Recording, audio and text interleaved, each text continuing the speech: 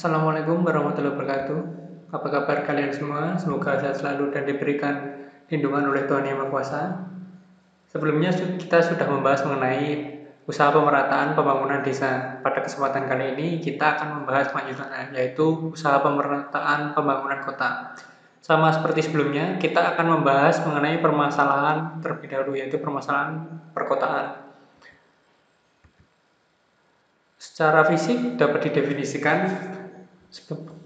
kota merupakan area yang terdiri dari bangunan-bangunan yang saling berdekatan.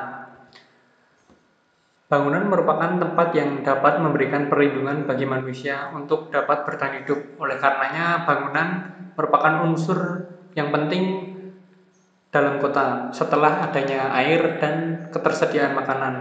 Kategori utama penggunaan bangunan terdiri atas permukiman, bangunan komersial, industri, bangunan pemerintahan, dan transportasi yang merupakan unsur pembentuk pola penggunaan lahan kota. Selain tersusun dari bangunan yang disebutkan tadi, ada beberapa bangunan yang masih sangat penting untuk pengembangan wilayah kota, yaitu adanya jembatan, gardu-gardu listrik, dan berbagai instalasi lainnya. Permasalahan perkotaan dibagi menjadi tiga, yaitu masalah permukiman, masalah lingkungan, dan masalah pendidikan dan kesehatan. Kita mulai dari masalah permukiman. Gambaran tentang suatu kota selalu berupa susunan bangunan fisik yang berjejer sepanjang jalan raya, komplek perkantoran, perniagaan, permukiman, rumah ibadah, dan taman-taman kota. Seluruh bangunan fisik ini biasanya berkembang lebih lambat dibandingkan pertambahan penduduk yang ada, baik pertambahan penduduk secara alami atau adanya urbanisasi di kota tersebut. Permukiman sebagai wadah kehidupan manusia bukan hanya menyangkut aspek fisik, melainkan juga menyangkut aspek sosial, ekonomi, dan budaya. Tidak hanya menyangkut kuantitasnya, tetapi juga menyangkut kualitasnya. Selama ini kawasan permukiman baru lebih ditekankan pada aspek fisik bangunannya saja, sedangkan permukiman lama semakin berkembang dengan pesat tanpa terkendali karena kurang adanya tata tertib dan pengawasan pembangunan dari pemerintah. Kedua hal tersebut mengakibatkan timbulnya masalah pada permukiman kota seperti kepadatan bangunan yang terlalu tinggi, hilangnya taman-taman dan ruang terbuka, tidak mencukupinya jaringan air bersih, listrik, dan pembuangan air kotor, serta berkurangnya tingkat pelayanan dan fasilitas umum seperti sekolah, tempat pertemuan, gedung olahraga, rekreasi, dan lain-lain. Dan terakhir, hilangnya ciri khas atau karakter spesifik dari daerah permukiman tertentu. Kita mulai masuk ke masalah lingkungan. Laju urbanisasi dan pembangunan kota yang tinggi akan membawa dampak tersendiri bagi lingkungan hidup di dalam maupun di sekitar kota. Perkembangan aktivitas ekonomi, sosial, budaya, dan jumlah penduduk membawa perubahan besar dalam keseimbangan lingkungan hidup di kota. Aktivitas kota dan pertumbuhan penduduk tersebut telah menyita daerah taman, tanah kosong, hutan, ladang di sekelilingnya untuk tempat tinggal. Selain tempat tinggal, biasanya juga dijadikan untuk tempat usaha, tempat pendidikan, kantor, ataupun tempat olahraga. Hal ini otomatis semakin memperburuk lingkungan yang ada di kota. Demikian pula dengan perkembangan industri dan teknologi yang sering mencemari lingkungan dari adanya asap knalpot kendaraan bermotor, jelaga dari cerobong pabrik, dan air buangan pabrik.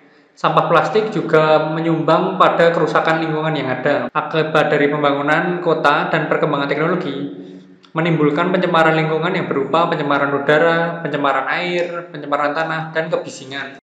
Berikutnya, masalah pendidikan dan kesehatan. Kesehatan merupakan inti dari kesejahteraan, dan pendidikan adalah hal pokok untuk menggapai kehidupan yang memuaskan dan berharga.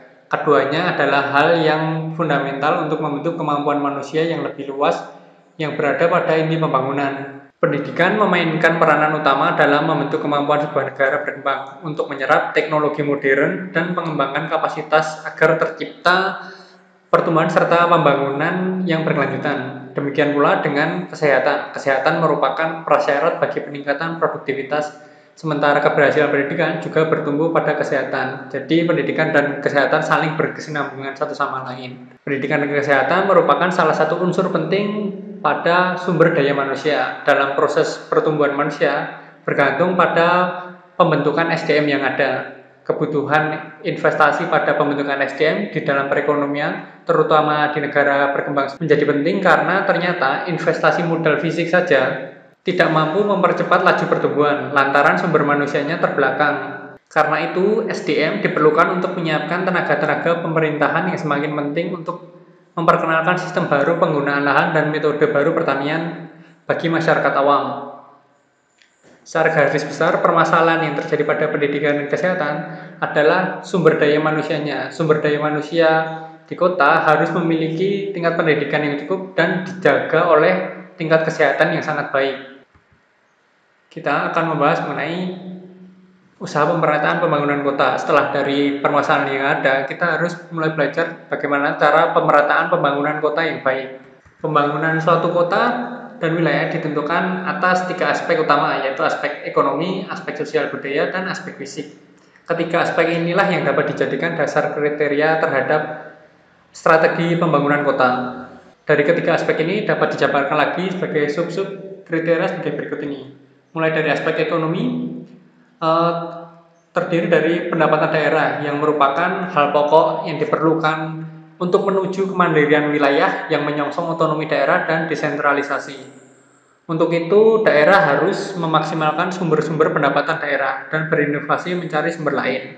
Jadi tidak hanya mengandalkan uang dari pemerintahan, tapi kota tersebut dapat menghasilkan dari sumber-sumber lain seperti halnya pendapatan daerah dari retribusi, pendapatan daerah dari wisata, dan lain sebagainya. Kemudian adanya pendapatan masyarakat. Daerah yang mandiri dan maju akan diperlihatkan oleh kemakmuran masyarakatnya, ditandai dengan pendapatan yang tinggi. Pendapatan yang tinggi akan menciptakan sumber pembiayaan pembangunan dari saving, investasi, dan produktivitas yang tinggi. Jadi perekonomiannya sangat berjalan dengan baik. Kemudian pada aspek ekonomi ada kesempatan kerja. Daerah yang maju akan menarik datangnya tenaga kerja karena tingkat upah dan kesempatan kerjanya yang tinggi. Kemudian pada subkriteria berdasarkan aspek sosial, ada 3 juga, yaitu kelembagaan, pendidikan, dan kesehatan. Mulai dari kelembagaan yang merupakan salah satu faktor yang menentukan keberlanjutan pengelolaan daerah, yaitu struktur kelembagaan yang profesional dan kaya akan fungsi. Selanjutnya pendidikan. Tingkat pendidikan yang tinggi menjadi ciri kemajuan penduduk suatu daerah dan memberi andil terhadap daerahnya secara keseluruhan. Kesehatan, seperti halnya pendidikan, kesehatan juga sangat penting karena memang pendidikan dan kesehatan itu saling bersinergi. Kita masuk kepada aspek fisik.